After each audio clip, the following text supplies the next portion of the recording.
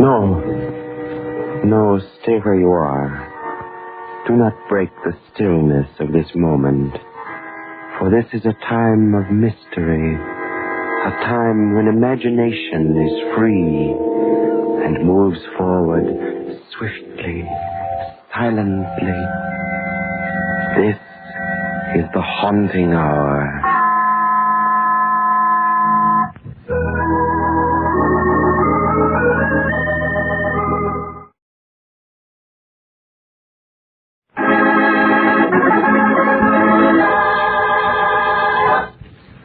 Breakdown.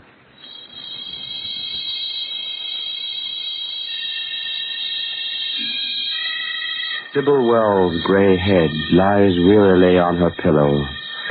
Her eyelids are closed, as if it were too great an effort to lift them. She can hear Dr. Adams and her nurse talking, but they seem distant, remote, much farther away than the thoughts in her own brain. She'll be all right now, nurse. Just give her this every hour. Very well, Dr. Adams. It's amazing she's pulled through, isn't it? I've been ill. Very ill. For how long, I could not even guess. It was a close call, but then she's always had a good constitution. I've known her for many years. Since I was 20. Since before it happened to Father. No, it's not her physical health that worries me. She's always been high-strung, nervous, like her father was. Before, well, I suppose you know. Not my physical health. What does he mean? Why must he tell her that Father died in an insane asylum? Poor Mr. Courtney. His family had to commit him. Mad as a March hare, of course. But each time I'd visit his cell, he'd plead that he was sane. Yes, he'd plead he was sane. And his eyes would be wild and desperate. And dead of hope. Sybil, I'm not mad. You're the only one who loves me, who cares if I live or die.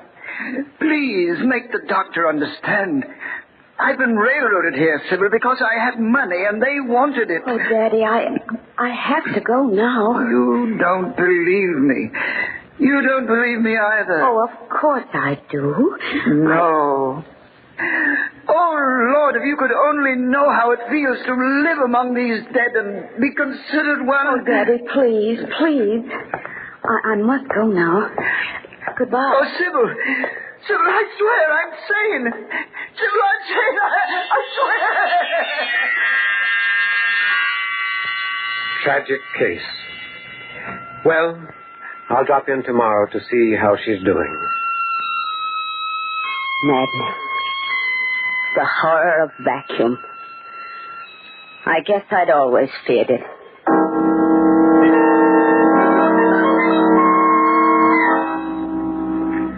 I was sitting up in bed now. Except for the weakness, I could hardly recall that I'd been ill. Good morning, Nurse Kern. Good morning, Mrs. Wells. I'll take that breakfast tray. And I think you're well enough to have the morning paper if you wish. Oh, thank you, thank you. I haven't seen one for weeks. I settled back against the pillows and began to read. Earthquake, followed by fire, was yesterday for 33 miles along the shore. 14 people were many more injured. Authorities have the damage $4 million. It didn't make sense. I read another sentence, and then a different article. What was wrong with me? Oh, of course, my eyes. I'd been ill for so long, that's all it was. Nurse! Mrs. Curran! Yes, Mrs. Wells? Nurse, will you please read this newspaper to me? Why, of course. Is anything wrong? You look so... Oh, no, everything's fine. It's just my eyes. I see. Well, what shall I read? This one.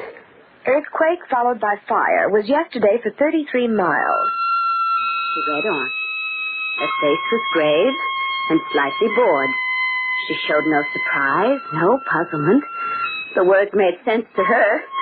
It was only I who couldn't understand them. Only I to whom they were a senseless jumble. People learning... Stop it! Stop it!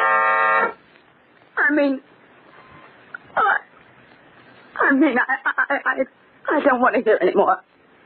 Please, just leave me alone, Nurse Curran. But Mrs. Wells... Leave me alone, I tell you! Leave me alone! That was the first discrepancy in my mind.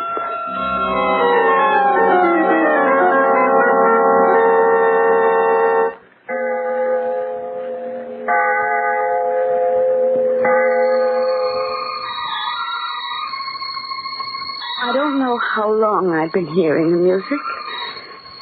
It had seemed all part of a dream. But then it began to unnerve me. It became frenzied and hating and evil. It sounded like all the demons of hell and the things of the night were after me. Make it stop! Make it go away! Please! Well, what's the matter? Oh, it's all right now. It's all right. The music's gone away. The music? What music? For a few days after that, it didn't bother me.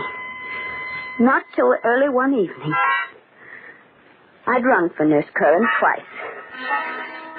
Where was she? I was very angry.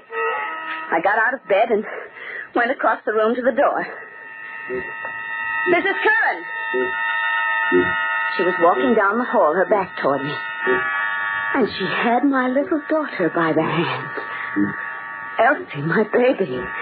Her sailor hat was bobbing over her curls as she skipped. She had on a blue flouncy dress and the long white stockings and Mary Jane she loved to wear. Elsie! Elsie, darling!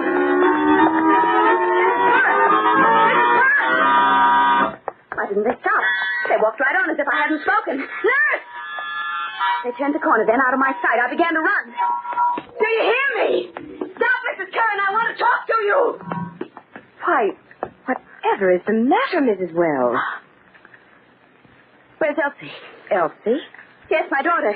I saw you walking down the hall with her, and then you turned this corner, and now she's gone. Where is she? I assure you, Mrs. Wells, I was with no one. As a matter of fact, I didn't know you have a daughter. Oh. Well, I haven't anymore. She was drowned with her father 20 years ago.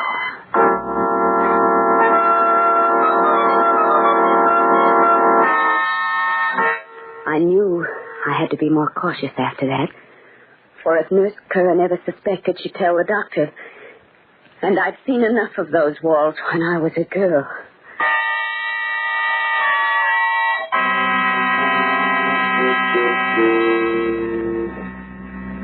Well, how are you, Sybil? How does it feel to be downstairs for dinner? Oh, if you're ready to eat, I'll start serving. Why, Mrs. Curran, you needn't do that. Where's Mary? Well, there wasn't much for her to do with you ill, Mrs. Wells, so when she asked to visit her sister for a few weeks, I didn't want to disturb you with details. Oh, I see. That's all right, Mrs. Curran. Then I'll get the soup. Sybil, I've been worried about you. Worried? Really? You're not recuperating as quickly as you should.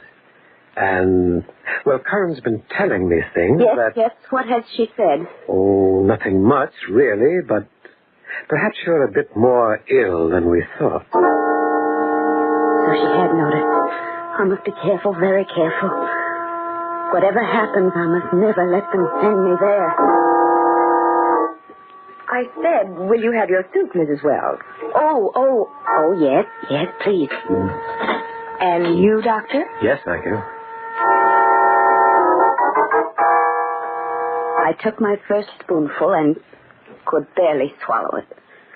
The soup tasted far too salty. I was about to remark as much to the doctor when he said... Delicious soup, Sybil. Delicious. Oh, of course, George. Of course.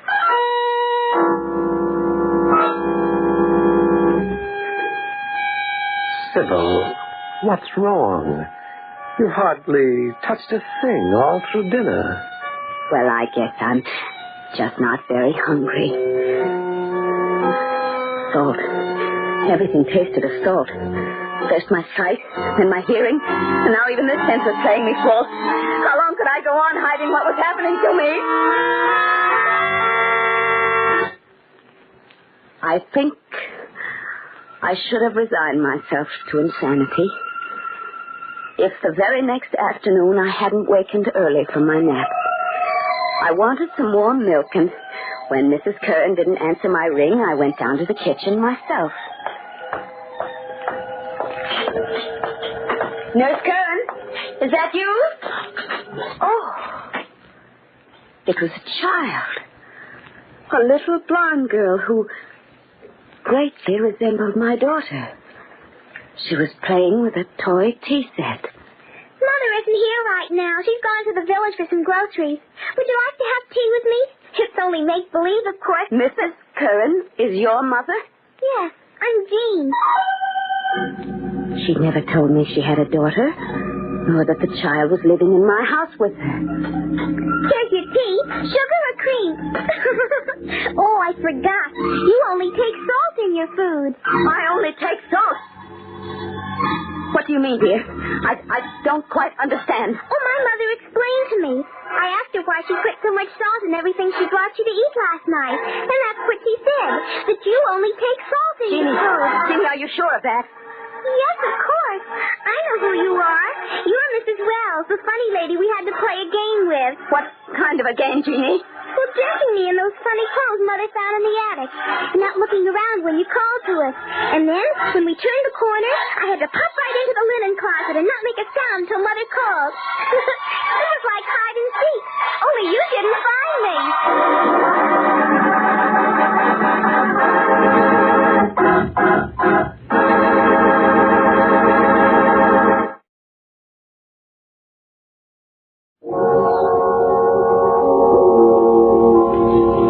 Yes, it had been a hideous, twisted parody of hide and seek. But at last I knew. I was not going mad. I had been terrified, blundering in the dark against an unknown opponent. But the game was clear to me now, and the rules, and the tricks, and most vital of all, my foe. Nurse Curran had tried to drive me mad, was still trying, but I could fight her. I had to fight her, for the sake of my sanity. I guess that's Mommy now. Now, Jeannie, listen to me. Your mother mustn't know I was down here talking to you. Why, Mrs. Wells? Why shouldn't I tell her? Why, Mrs. Wells? Why shouldn't I tell her? Well, it's a game, Jeannie. It's like that hide and seek we played, remember? Please promise you won't say anything about my seeing you this afternoon. I promise. I promise, Mrs. Wells.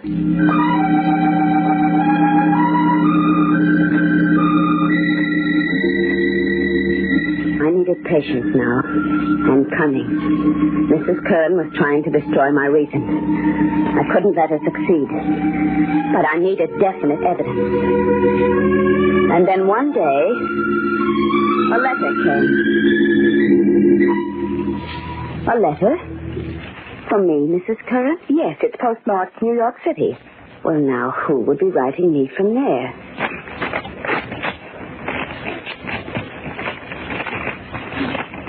It's from my brother, Frank. He's coming to see me and bringing a friend of his along. Someone who can help me, he says. When does he arrive, Mrs. Wells? On the 24th, the 3:30 train. Well, he didn't give you much warning. That's today, you know. I wonder why he's coming. You're his sister, and you're ill. What better reason? Frank and I have always loathed each other. He's not traveling all this way for affection's sake. It might be nice if I met the train. Well, if you think he'd appreciate it, you're very much mistaken. By the time you get there, he'll probably have chartered the most expensive car in town anyway. Frank's a spendthrift and a wastrel. He ran through his share of my father's estate before Daddy was cold in his grave. Just the same, it would be a nice thing to do, wouldn't it, Mrs. Wells? Well, you You know where the car keys are if you insist on being polite. Go ahead and meet him.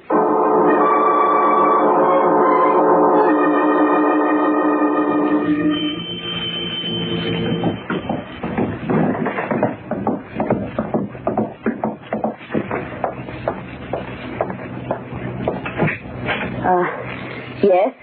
Special delivery for Mrs. Agnes Curran. That's your nurse, ain't it, Miss Wells? Oh, yes, it is. I'll take it, Postman. She's not in right now. I'm awfully sorry this is late, ma'am. But you see, one of our sorters put it in the regular mail route bag, and I only just discovered it. Oh, I don't suppose there's any great harm done. Oh, well, thank you. I hope not. Well, goodbye, ma'am. Goodbye. I shut the door quickly and stood turning the letter over in my hands, for I had suddenly recognized the writing on the envelope. It was Frank's. And how could he know the name of my private nurse unless they knew each other? George hadn't corresponded with him, I was sure. He was aware of the hatred between us. I quickly ripped the envelope. Dear Agnes, just a line to let you know of Jean's safe arrival. I think your fears that Sybil saw her and suspects you are groundless, but perhaps it is safest this way.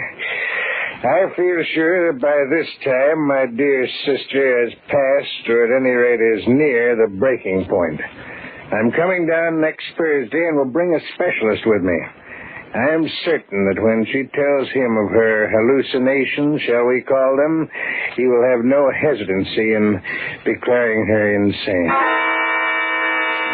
There it was. The whole fiendish scheme. I held all the proof I needed right in my hand. I called George and asked him to come over as quickly as he could. And then I'd barely gotten upstairs when I heard the front door open. Sybil! Please, Mr. Courtney, she may have fallen asleep. She's still rather weak, you know. Of course. I understand. If you and Dr. Randall will make yourselves comfortable, I'll go upstairs and see how she is. Splendid idea, nurse. Mrs. Kern, wasn't it? Yes, sir. If only George would come. Now the showdown was at hand, I was frightened. The nearer she came, the more frantically my heart beat. These next few minutes would decide so much for me. And I was alone. I felt sick with terror at having to face Mrs. Curran without George's comforting presence to reassure me, to make me know that everything would be all right. Because if I played my hand wrong now, if I couldn't convince the specialist of my sanity, I might never spend another night in the house. Oh, I'm sorry. Did I startle you, Mrs. Wells? Well, I didn't hear you come in. Your brother and Dr. Randall are in the parlor. Oh, yes. Well, don't you want to come down and see them? We're not leaving this room just yet, Miss Curran. Not until we settle a few things. But I don't understand. Is there anything wrong, Mrs. Wells? No. I'm just curious. Where did you have that trick newspaper printed? What? And how did you manage the music that night? Was it a phonograph record played from your room directly into the ventilator? I don't get what you're talking about. Oh, yes, you do. I've known for almost a week what you were up to, young lady. But I wasn't sure just why you were doing it or who was behind you. I am now. You're crazy. I felt it all along. You're mad. Oh, no, my dear. That was your aim, but you didn't succeed. You see this letter? The same stationery as the one I received today. The same handwriting, too. But this was written to you, Mrs. Curran. Fortunately, it wasn't delivered till after you'd left the house. Give me that. Oh, no. No. You'll have to kill me to get that. And I'd rather be dead than be in an institution. And we wouldn't want too loud a scene with that specialist downstairs, would we? He's not in my brother's pay, is he? No. All right.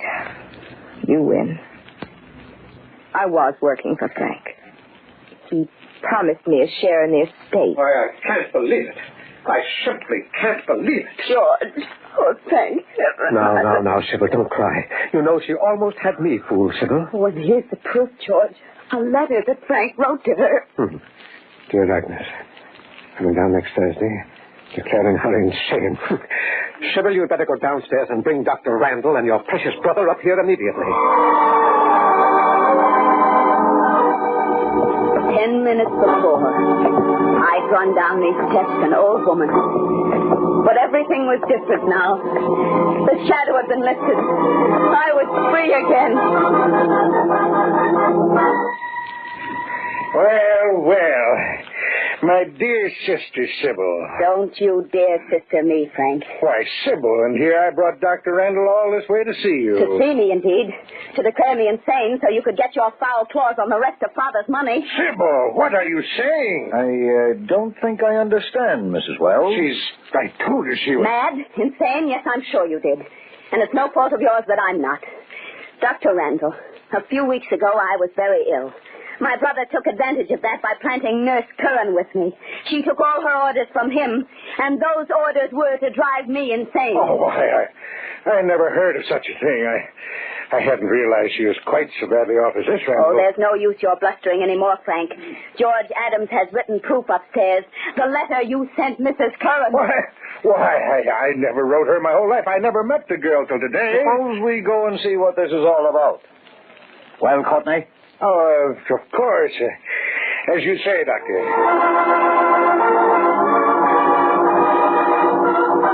Frank's face was gray. Perspiration beaded his brow as we went back up to my bedroom. George and Mrs. Curran were standing by the window quietly when I opened the door. Here they are, George. Yes. Thank you, Sybil. Well, aren't you going to show Dr. Randall the letter? What letter, Sybil? The one Frank wrote Mrs. Curran. The one There isn't any letter, Sybil. But I gave it to you just before I went downstairs. Mrs. Wells told me she had definite proof that Mr. Courtney was planning to railroad her. It's terrible how convincing they can be. Isn't it, Randall? How very convincing. I see. George! George! I could hardly bear to recognize those first signs, Dr. Randall. I've known Sybil for 30 years. She was very dear to me. What did you do with it? Is it burned or torn into little pieces in your pocket, George? Where's that letter? But I'm too much of a physician to blind myself to facts. She'll be happy. Behind those walls, George, those walls where you and Frank put my father. Come, Mrs. Wells, you'd better come with me. No, you can't believe them. They're lying. No, please, no. You'd better take her right to the sanitarium. It's not safe to keep her here another day. Yes, I'm afraid you're right. I'll help you with that. We can use my car. Don't touch me, George. Don't you come near me. Get your hands off me. Adams, let her go. Nothing to excite her unduly. Now, please, Mrs. Wells, take my arm. You know, we want to do what is best for you. Dr. Randall, please, I swear this on my eternal soul. There was a letter. It was special delivery written by my brother Frank to Nurse Curran. I wish I could believe you, Mrs. Wells. Watch your step, Sybil. Don't be so solicitous, George. I'd rather you kill me than betray me as you have. If there were one shred of evidence on your side, Mrs. Wells, one slightest bit of proof. Oh, say, I beg your pardon, Miss Wells. I had to come all the way back again. I forgot to have you sign this slip on that special delivery for Mrs. Curran. Adams, give me those car keys. And turn around. We're going back into that house. I think we've got a few things to discuss.